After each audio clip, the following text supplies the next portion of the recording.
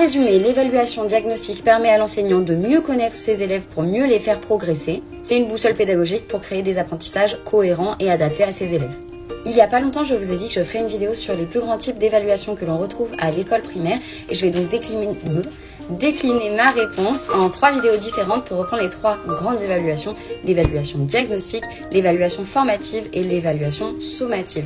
Il y en a d'autres dont je parlerai de manière plus générale dans une 4e vidéo.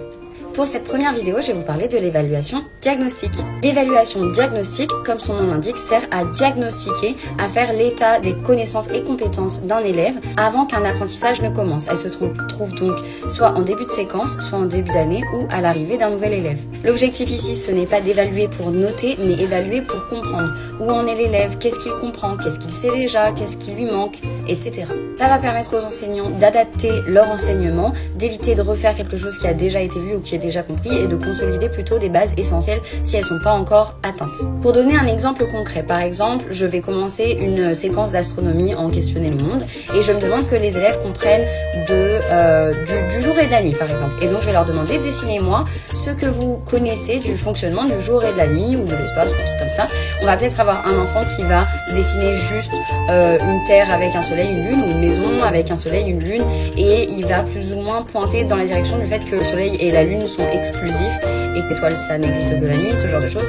Et puis on va peut-être avoir une autre personne, un autre élève qui va dessiner l'espace d'un point de vue de l'espace et montrer que la Terre tourne autour du soleil. Donc on va vraiment voir qu'il y aura une différence de compréhension et de connaissance entre ces deux élèves. On va adapter son enseignement pour s'assurer que l'un atteigne le même niveau que l'autre et différencier un peu son travail.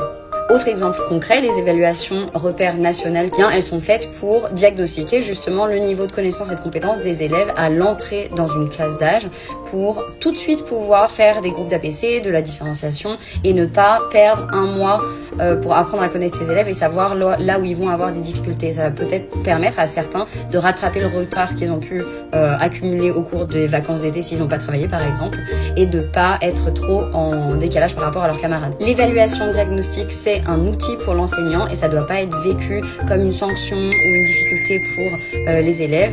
Ce n'est pas dans le bulletin, c'est plutôt une manière d'entrer en douceur dans les apprentissages.